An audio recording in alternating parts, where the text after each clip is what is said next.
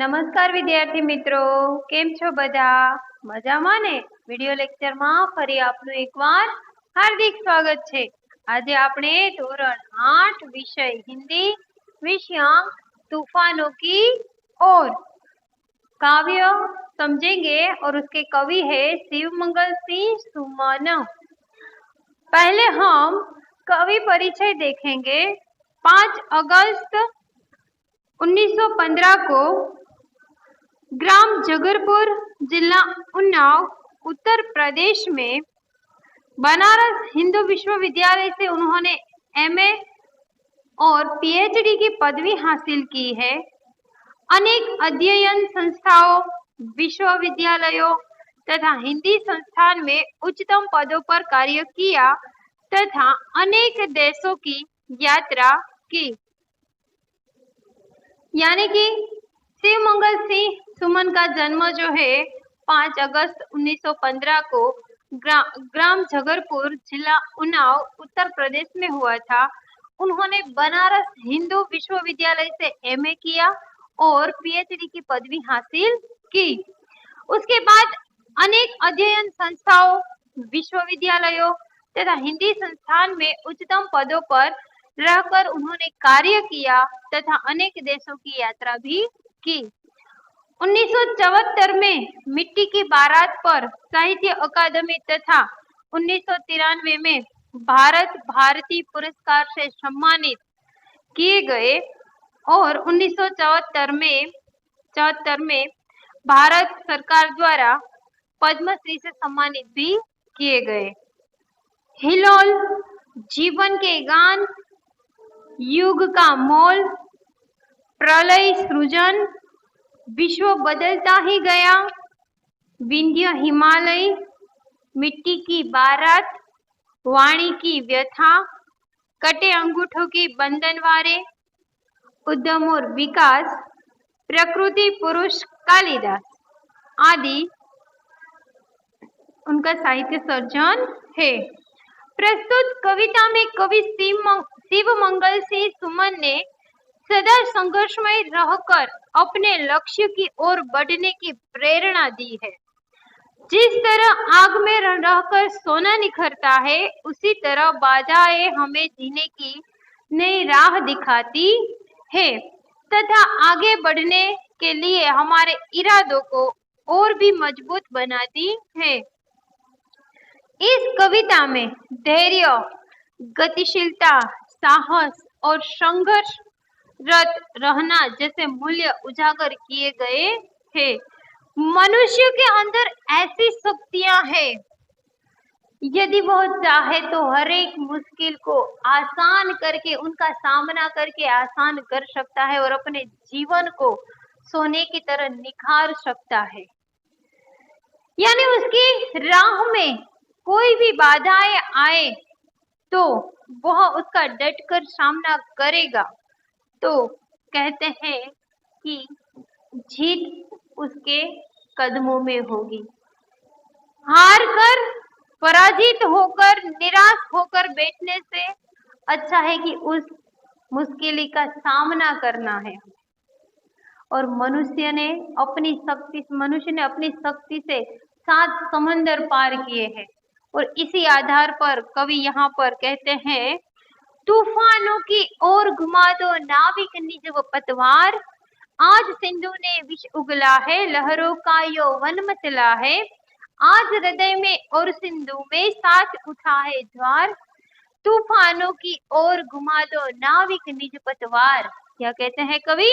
कवि कहते हैं कि हे नाविक, आज तूफानों की ओर तुम अपनी निज यानी अपनी नाव को घुमा दो, पतवार यानी चप्पू से तुम अपनी नाव को खेते हुए तूफानों की ओर घुमा दो, क्योंकि आज सिंधु ने विष उगला है यानी क्रोध में।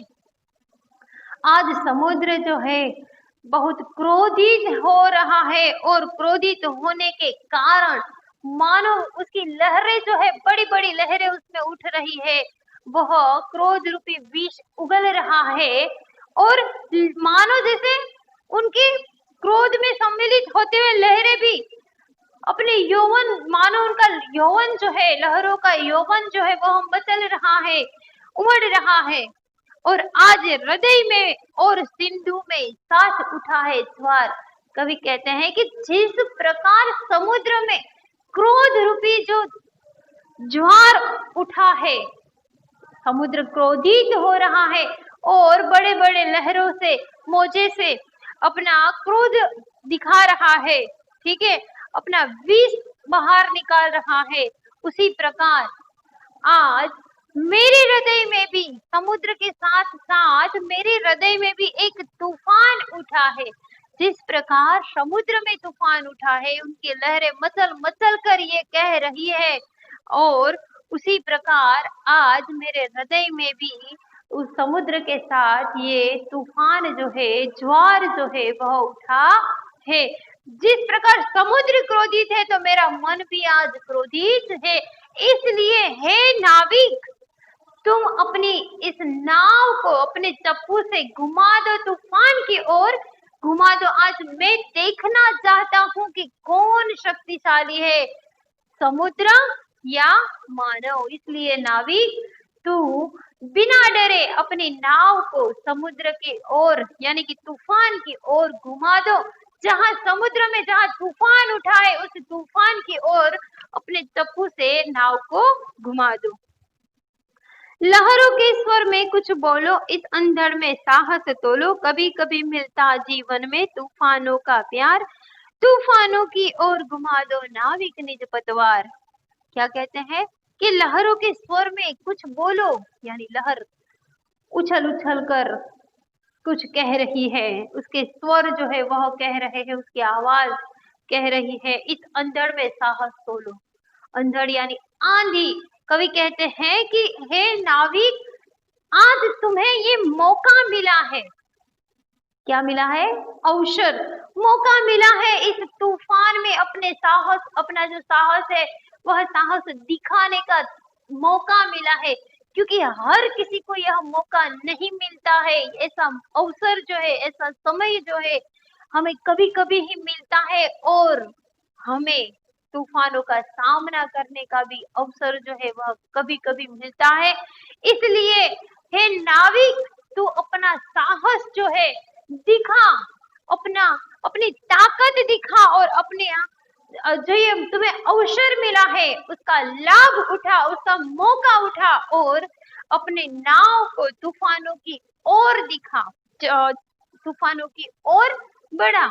और जमानो जैसे तूफान से तुम प्यार करते हो, उस तरह उसी प्रकार तुम आगे बढ़ो। अपने चप्पू को वहां समुद्र की ओर ले जाओ, जहां पर समुद्र में ज्वार उठा है, आंधी आई है, वहां पर ले जाओ। इस आंधी का सामना करने का साहस तुझ में है नाविक। इस आंधी का साहस करने का जो अवसर है हमें कभी कभी ही जीवन में मिलता है। जो भाग्यशाली होता है उसे यह अवसर मिलता है। इसलिए तुम ये अवसर को छोड़ो मत, हाथ से जाने मत दो, और समुद्र में जहां तूफान उठा हुआ है, जहां आंधी आई हुई है, उस आंधी की ओर अपनी नाव को घुमा दो। ये साहस आज तुम समुद्र को, इस दुनिया को दिखा दो। और इसीलिए है नाविक, तुम तूफानों की ओर अपनी नाव को चप्पू से घुमा दो। यह असीम निज सीमा जाने, सागर भी तो यह पहचाने। मिट्टी के पुतले मानव ने कभी न मानी हार, तूफानों की ओर घुमा दो नाविक निज पतवार। यह असीम यानी जिसकी कोई सीमा नहीं है, वह समुद्र आज जान ले अपनी नीच की, अपनी सीमा जो है, वो समुद्र जो है अपनी सीमा जान ले, खुद को पहचान ले। वह भी मान ले कि ये मानव का शरीर मिट्टी का जरूर बना है, लेकिन इस मिट्टी के बने हुए मानव ने कभी मुसीबतों से हार मानना सीखा नहीं है। आज हमें समुद्र को दिखा देना है। इसीलिए है नाविक, तुम अपनी पतवार जो है, अपनी नाव जो है, समुद्र में जो ज्वार उठा है उसकी ओर घुमा दे, क्योंकि समुद्र की सीमा असीम यानी किसी की सीमा नहीं, जिसकी सीमा ना हो उसे असीम कहते हैं। लेकिन आज समुद्र भी जान ले, अपनी सीमा को पहचान ले, और वो समझ ले कि मानव भले ही मिट्टी का पुतला है, उसके सामने छोटा है, लेकिन मानव ने कभी मुश्किलों से हार नहीं मानी है, उसके सामने डटकर उसका सामना किया है। और आज भी हे नाविक, आज भी हमें ये साबित करना है कि मनुष्य जो है वो हार नहीं मानता कभी जीवन में आई मुश्किल को, आंधियों को, तूफानों को वह डट कर उसका सामना करता है और उसे पराजय देने की जो ताकत है वो मुट्ठी में बंद करके रखता है। यदि वह चाहे तो कुछ भी कर सकता है, वो आंधी और तूफानों का भी सामना कर सकता है, यानी वह हार नहीं मान सकता, यानी परिस्थितियों से तो वो कभी नहीं हार सकता, परिस्थिति का सामना करके उसे दूर करने का प्रयत्न करेगा। और इसीलिए कहता हूं, है नाविक, तुम अपनी नाव जो है चप्पू से उस और घुमा जिस और समुद्र में तूफान उठा हुआ है, आंधी आई हुई है। सागर की अपनी क्षमता है, पर मांझी भी कब थकता है, जब तक सांसों में स्पंदन है उसका हाथ नहीं रुकता है। उसके ही बल पर कर डाले सातों सागर पार, तूफानों की ओर घुमा दो नाविक निज पतवार। क्या कहते हैं कि सागर की भी अपनी क्षमता है, लेकिन उस क्षमता के आगे मांझी नाविक जो है वो भी हार नहीं मानता, थकता नहीं है। चाहे किसी भी तूफान में वह फंस गया हो, लेकिन वह अपनी नाव को खेता हुआ उस तूफान से बाहर निकलने का प्रयत्न जो है वह, जब तक उसकी सांसों में सांस है, क्या कहते हैं, जब तक सांसों में स्पंदन है, यानी कि उसकी आत्मा में जान है, उसके शरीर में जान है, तब तक वह उस तूफान से लड़ता रहेगा, उसका सामना करता रहेगा। उसके हाथ नहीं रुकेंगे, जब तक उसके शरीर में प्राण है तब तक वह अपने हाथ जो है हाथों से चप्पू चलाता रहेगा और नाविक उस तूफान का सामना करता रहेगा। उसी प्रकार कहते हैं कि उसके ही बल पर, नाविक के बल पर ही कहते हैं कि इंसान ने मनुष्य ने 7 सागर पार किए अपनी मन की शक्ति के बल पर। ये 7 समुद्र पार किए हुए है, तो है तूफान। आज है नाविक, आज जो ये समुद्र में तूफान उठा है वो तो सामान्य तूफान है, और इसीलिए कहता हूँ कि जो 7 समुद्र पार कर सकता है वो मनुष्य इस तूफान के सामने भी लड़ सकता है, क्योंकि नाविक के हाथ, समुद्र की क्षमता चाहे कितने भी क्यों ना हो, लेकिन नाविक के अंदर भी जो क्षमता है वो भी किसी से कम नहीं है। वह भी जब तक अपने शरीर में प्राण है, श्वास जो है, उसकी सांसें जो चल रही है, तब तक वह अपने हाथों से चप्पू को खेता रहेगा और समुद्र को पार उसके अंदर जो उठा तूफान है उसे कहते हैं कि दूर करता रहेगा, उसे बाहर निकलने का प्रयास करता रहेगा, वो थकता नहीं है।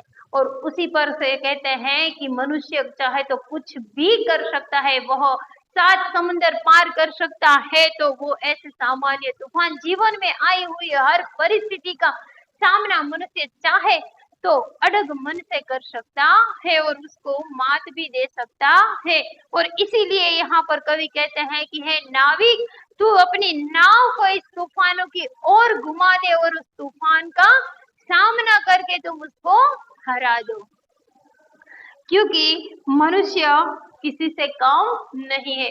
वह भले ही माटी का पुतला है, नष्ट हो जाएगा, लेकिन उसके अंदर जो शक्ति है वह अपार शक्ति है। यदि मनुष्य अपनी नीच की शक्ति को पहचान ले तो वह कुछ भी कर सकता है। वह हर तूफान, हर आंधी, कुछ भी कहो, हर मुश्किल का सामना वह बड़ी आसानी से कर सकता है, यदि उसका मनोबल दृढ़ हो तो। अब हम शब्दार्थ देखेंगे। शब्दार्थ में नाविक, नाविक, नाविक यानी नाव चलाने वाला, नाव चलाने वाला, या फिर मल्लाह भी कह सकते हो आप, मल्लाह या मांझी।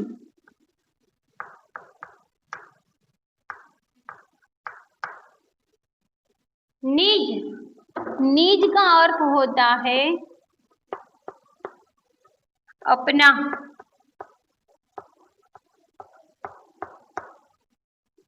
पतवार। पतवार। पतवार का मतलब होता है नाव चलाने वाली लकड़ी या चप्पू। नाव चलाने वाली लकड़ी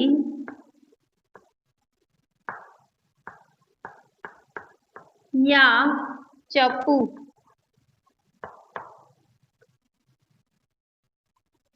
ज्वार।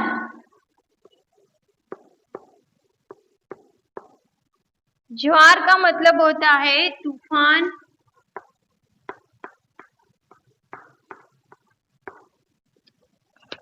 समुद्र में पानी का बढ़ना क्या होता है? और ज्वार का समुद्र में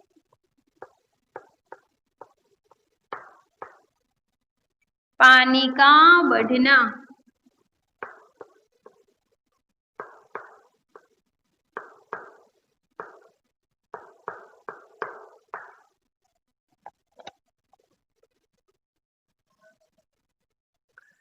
अंधड़।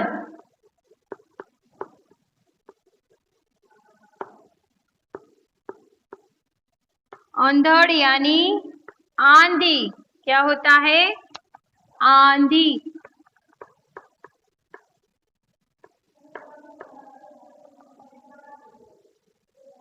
असीम।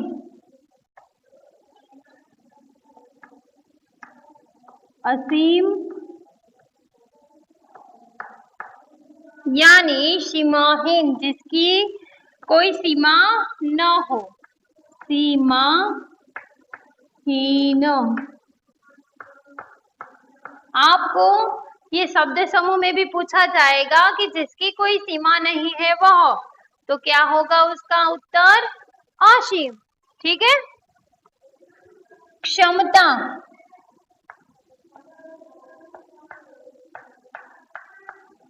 क्षमता यानी शक्ति।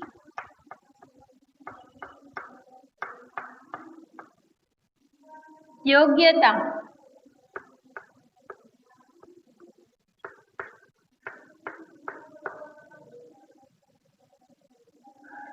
क्षमता यानी शक्ति या योग्यता। स्पंदन।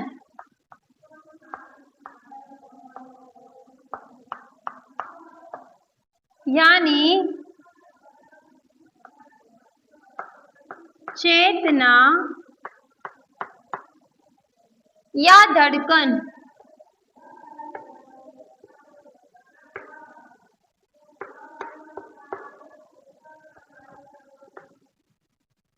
बल पर। बल पर यानी सहारे।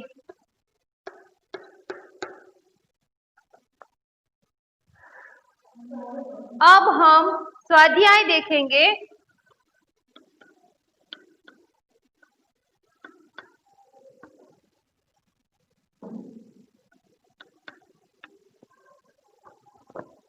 स्वाध्याय का प्रश्न नंबर 1, प्रश्नों के उत्तर लिखिए। कवि ने मनुष्य की किस विशेषता की ओर इशारा किया है? कवि ने मनुष्य की परिश्रम, धैर्य और सहयोग की ओर इशारा किया है कि यदि मनुष्य चाहे तो परिश्रम करके, साहस दिखाकर और धैर्य रखकर कुछ भी हासिल कर सकता है, यानी कि हर मुसीबत का सामना वह कर सकता है। ज्वार कहाँ कहाँ उठा है? Question number 2। ज्वार समुद्र में और कवि के हृदय में उठा है। समुद्र ने कैसा रूप धारण किया है? समुद्र ने रौद्र रूप धारण किया हुआ है। कवि ने मनुष्य को मिट्टी का पुतला क्यों कहा है? कवि ने मनुष्य को मिट्टी का पुतला इसलिए कहा है क्योंकि मनुष्य यदि इस दुनिया में जन्म लेता है तो उसका जो शरीर है वह नाशवंत है, यानी कि एक दिन माटी में मिल जाता है, इसलिए उसे मिट्टी का पुतला कहा है। मांझी का हाथ कब तक नहीं रुकता? मांझी का हाथ तब तक नहीं रुकेगा जब तक उसके शरीर में प्राण है, तब तक उसका हाथ जो है वह नहीं रुकेगा। अब होमवर्क में आपको क्या करना है? होमवर्क में आपको स्वाध्याय